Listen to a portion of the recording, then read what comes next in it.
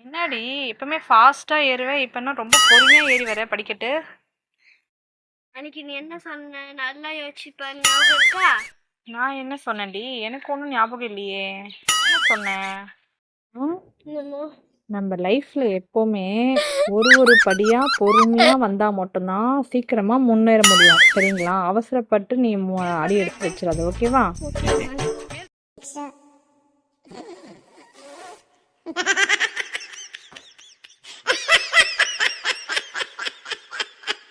எப்படி முன்னுக்கு வந்த ஒரு நாளே பாத்தியா? ஆமா, இங்க ஒரு நிமிஷம் வாயேன். இங்க பாடி நில்லுடி. அமுக்கு டுமுக்கு அமால் டுமால்